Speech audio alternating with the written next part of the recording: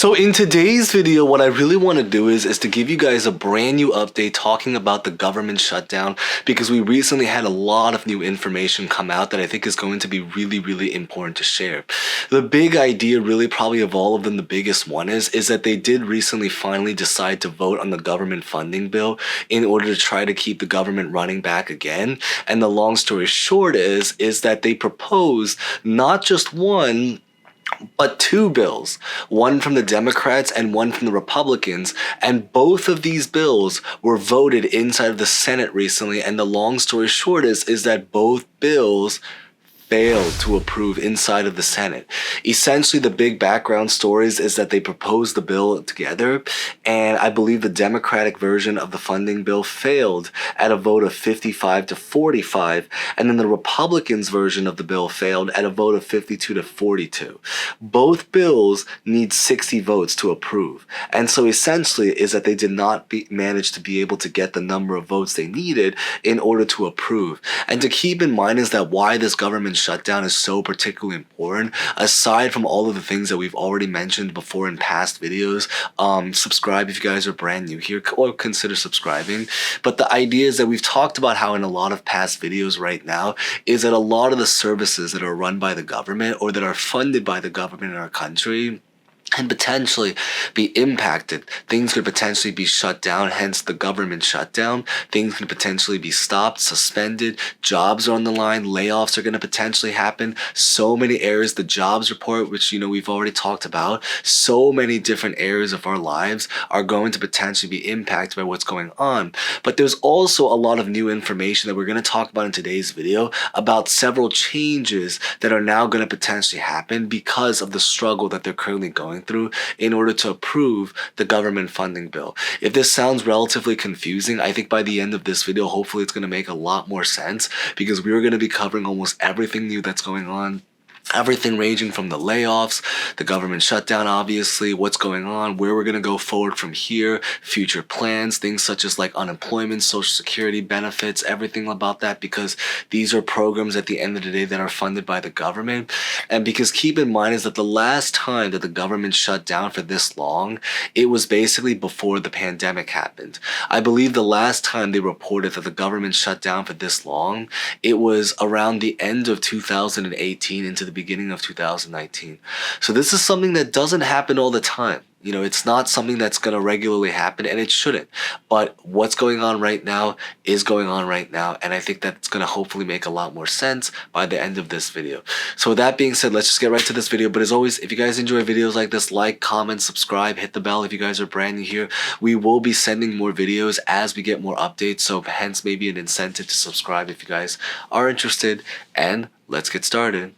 So we're going to start this video by talking a little bit about explaining why this bill specifically failed, or why both bills failed, because there are so many videos right now that are explaining that it did fail to approve, but not a lot of videos explaining why it actually physically happened. And essentially the background story to what happened is that what's going on right now is that the Democrats' version of the bill is that they want to approve the government funding, but they also want to add in a lot of other extra stuff inside of the bill. Probably the most notable one is the programs related to renewing and expanding health insurance for a lot of American families. On the other side, with the Republicans' version of the bill, they just see health insurance as just not a massive priority right now at this time period. So they are essentially trying to focus on doing budget cuts.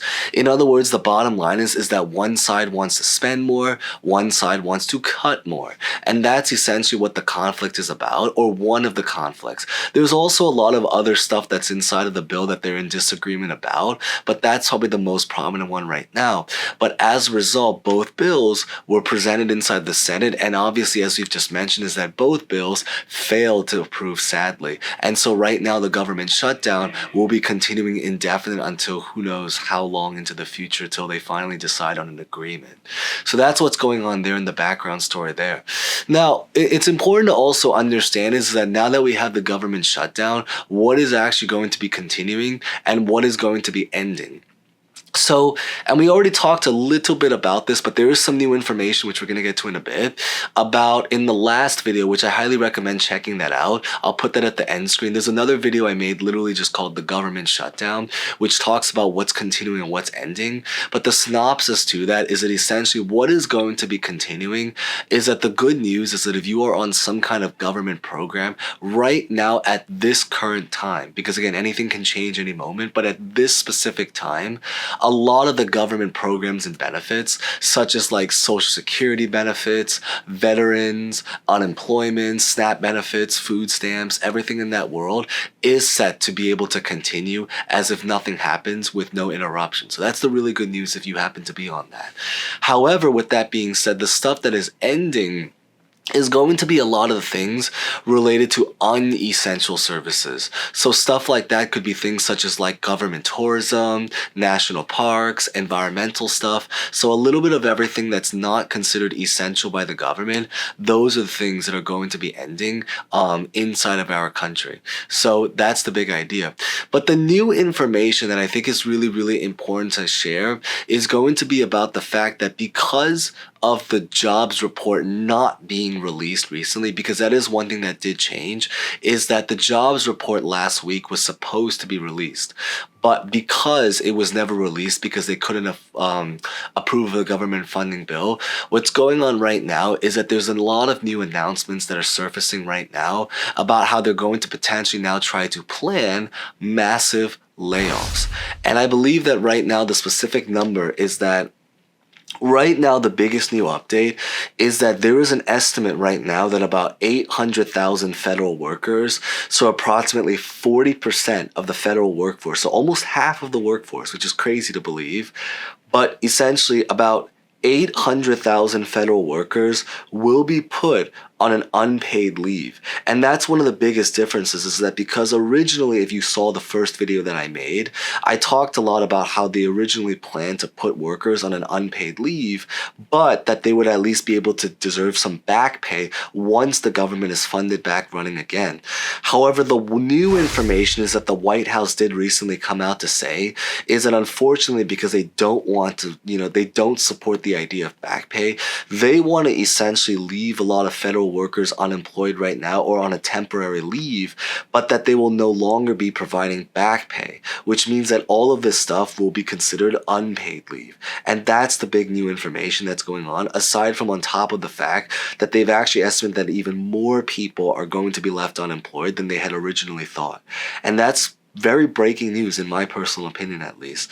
And so the idea really is that right now, this is estimated that because of what's going on, this is going to increase or add to even more difficulties when it comes to the labor market and for people to find jobs. So if you are someone that's either unemployed right now, if you're looking for a job, if you're currently employed but you're trying to build up in your career and you're seeking the next opportunity, then it's going to be a really, really difficult time. And I totally relate to it there. I know, for example, for me in real life, so not, something that's going to come from an article, but I've personally talked to a lot of employers, and there are employers and recruiters that I've talked to, at least in my industry, being in the media and marketing industry, is that I've talked to a lot of people and a lot of recruiters and a lot of people in HR that have noted that sometimes they will put out a job posting and receive over 1,000, I repeat, 1,000 applications for sometimes just 10, 20, 30 positions, which basically means that the acceptance rates for a lot of jobs right now are essentially all in the single digits, depending on the industry that you currently work in, but in some of them, they are in the single digits, which leaves another like 90% of something people totally out of work. And so this is something I figured that's important to share that is not coming from an article, but it's coming from actual people that I have talked to in regular daily life to really be able to share the seriousness and the intensity of how competitive it is right now to be able to get a job and how very difficult it is, to be in this labor market right now looking for a job. So I think that's something to really absorb.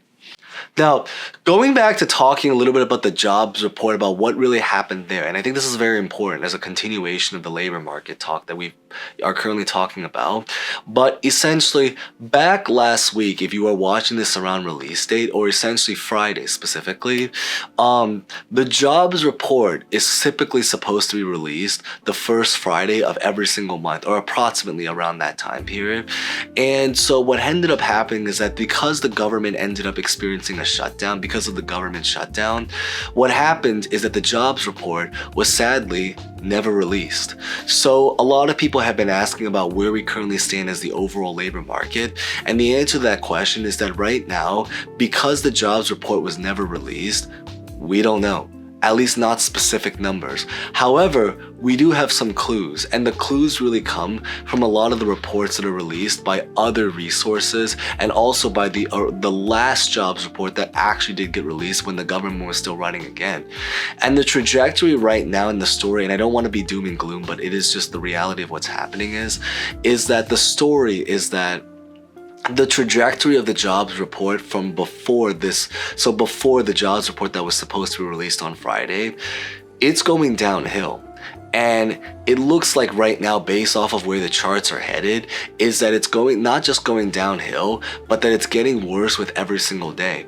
And so the prediction right now about where we're going forward from here is that because we don't have the jobs report, but because the foresight of what the jobs report would have been is actually not very positive. It's actually looking pretty rough right now, that it is not a surprise, and this one's a little bit of a prediction, but there's a lot of resources that you can use to gauge and lead to this prediction, is that while not only is the jobs report looking to not be very good when it comes out, but it is actually estimated that when the jobs report finally does actually come out, when they get the government funding approved finally back again, what's going to happen is it's going to lead to a relative shocking numbers about how bad we really currently are going through when it comes to the jobs report.